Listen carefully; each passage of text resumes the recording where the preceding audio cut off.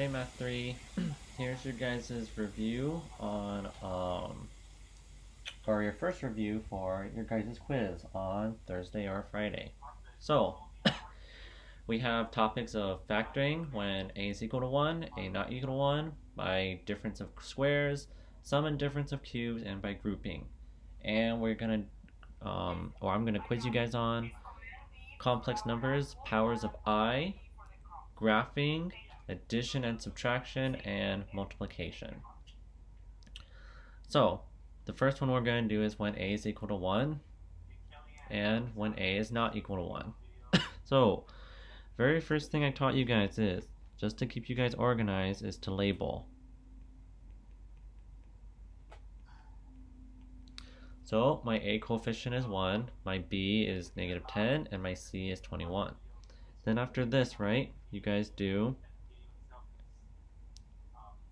your x method. So on the top, remember it's a times c. So 1 times 21 is 21, and your b is on the bottom for negative 10. Then you have to ask yourself these two questions, right? What two numbers multiply to 21, but when you add them give you negative 10? So my suggestion is always to make a factor list of your a times c. So I'd get plus or minus 21. If I did 3, I would get plus or minus 7. Those are all the factors of 21. Now, what combination would give us negative 10? It would be negative 3 plus negative 7. And since a is equal to 1, we have our factors. So f of x is going to equal to x minus 3 and x minus 7. Okay, number 2, same thing. Let's list our coefficients. So a is equal to 6, b is equal to 1, and c is equal to negative 2. Notice a is not equal to 1, right? So let's do x method. On the top, it's a times c, so that's 6 times negative 2 for negative 12, and on the bottom, it's your b value of 1. So, again, what two things multiply to give you negative 12, but when added gives you 1? So, if you made a factors list of your a times c, it'd be plus or minus 1 and 12, 2 and 6, and 3 and 4. So it appears to be I'm going to be doing 3 and 4 because that's a possible way of getting 1. Now, which one has to be negative? And it has to be the 3, because negative 3 plus 4 would give you positive 1. Okay, notice a is not equal to 1, so that means we have to do this by grouping. So we're going to have, write down the first term, which is 6x to the second. Write down the last term, which is negative 2. Now, these, right, you put in the middle, but then they have the variables of x, so negative 3x plus 4x. Now, we do it by grouping, right? So group, factor out from the first parentheses. I can factor out a 3 from both and an x. So if I take away from 3 from 6, you get 2. If I take an x away from x squared, you get x. Take a 3 away from negative 3, so that's just negative 1. And you removed an x from both of them, then we'll just leave you with that. Now with 4x minus 2, you can factor out a 2 from both. So plus 2, 4 divided by 2 is 2. Leave the x, negative 2, take out a 2, you get negative 1. Now notice both parentheses are the same, right? So you can factor out a 2x minus 1 from both, and all we're left with is 3x plus 2 and a 2x minus 1. And that's your guys' factor. Okay, moving on. Okay, factoring by a difference of squares and sum and difference of cubes and grouping. So for the first one, okay, one thing I notice is I have two terms, right? Two terms, so this is definitely going to be difference of squares or sum and difference of cubes. Now, look at the 125 and the negative 20. Can you factor out anything from both? And yes, you can. You can factor out a 5 from both. So 125, you factor out a 5, which is 25. Leave the x squared. The minus 20, you factor out a 5 from there. So negative 20 divided by 5 is negative 4. So now we have this. So in the parentheses, notice you have two terms, 25x squared and negative 4, and both of them are square rootable, right? I could take the square root of 25. I could take the square root of 4. So this is going to be the difference of squares. So minus, so if I took the square root of 25x squared, right, which is what times itself is 25x squared, it would be 5x. And what times itself would give you 4? That would be 2. So here's my a value and here's my b. Now we have our difference of squares, and the formula for that, you guys, is a squared plus minus b squared is equal to a plus b times a minus b. So for us, this is going to equal to, don't forget the 5, ra plus b is 5x plus 2.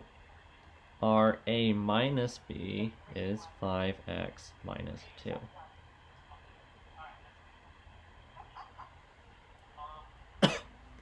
Okay, now for 4. One thing I notice is I can factor out a 2 from both.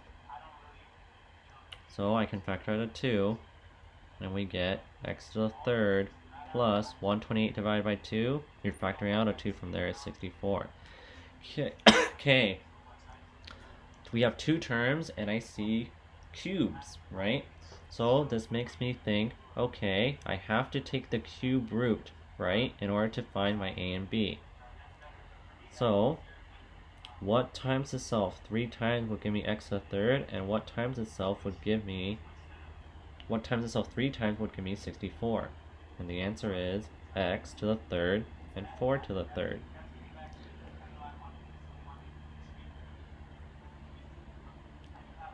Here's my a and b value, right? So let's compare. We're using this formula because you guys notice it's a cubed plus b cubed. So here we go. Don't forget the 2. Ra plus b is x plus 4. Now, we're going to be focusing on a squared. Our a squared, right, is x to the second. So that's just going to be x squared. Our a times b is x times 4. Because our a is x and our b is 4. What's x times 4? 4x. And don't forget the minus sign. So minus 4x.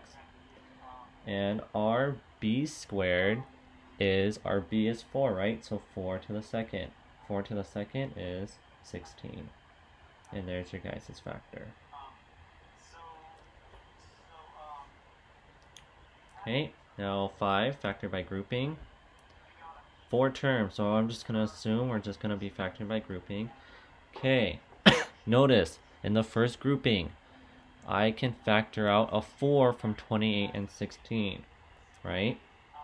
I can factor out a 4. Also, do you see how the first one has x to the third and the other one has x to the second? You can take away 2 x's from both, so I can factor out an x squared. So, factoring out a 4 from 28, you get 7. You took away 2 x's from both, so x to the third, you take away 2 x's, you only have 1 more x. Plus, for 16, you factor out a 4 from there, so you get 4, and then you took away 2 x's from 16x squared to just leave it with no x's left. Next one, negative 21 and negative 12. I notice I can factor out a negative 3. Remember, it's a negative because this leading term in this parenthesis, right, it has a negative. So, factor out a negative 3 from both. So you factor out negative 3 from negative 21, you get 7x, because negative 21 divided by negative 3 is 7. You factor out a negative 3 from negative 12. to give you a positive 4. Now notice both the parentheses are the same, so you can factor out a 7x plus 4 from each one, so you just get the leftovers, 4x squared minus 3, and then 7x plus 4.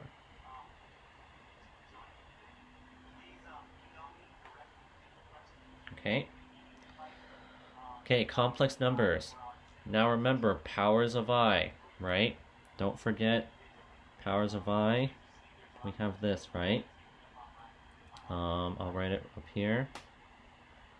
I squared, I to the third, I to the fourth. Remember this chart, right? I1, negatives in the middle. So, I to the 30th, right? I to the 30th.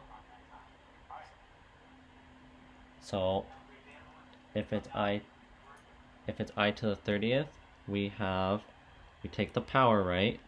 So, 30 and divide it by 4.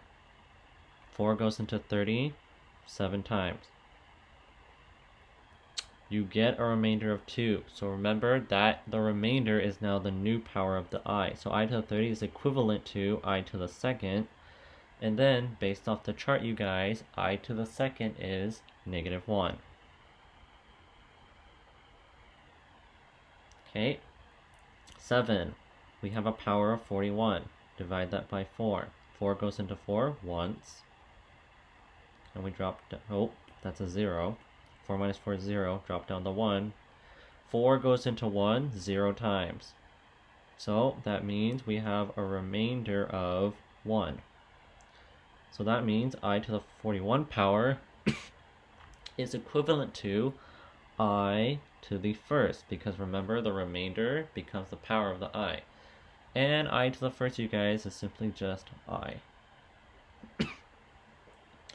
So just remember, the highest power an I can be is 1. Anything greater than that, then that means you guys can simplify it. So just make sure the highest power an I can be for your final answer should be 1. Or 0, because then you guys can get values of 1 or negative 1. Okay, graphing. So remember, standard form. Your A is your real number and your B is the imaginary number. So recall, this is your real axis and this is your imaginary axis. So, negative 3 plus 2i.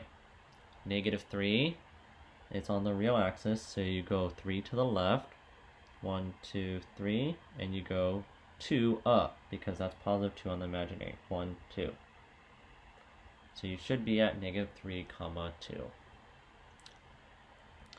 Okay, for 9, we are just going to combine like terms. This is just adding and subtracting. So we have negative I. This plus sign does not affect the parentheses, so plus 3 minus 2i. Now take a look at this. This negative is really a negative 1, right? So that means you need to distribute the negative 1 to both of these.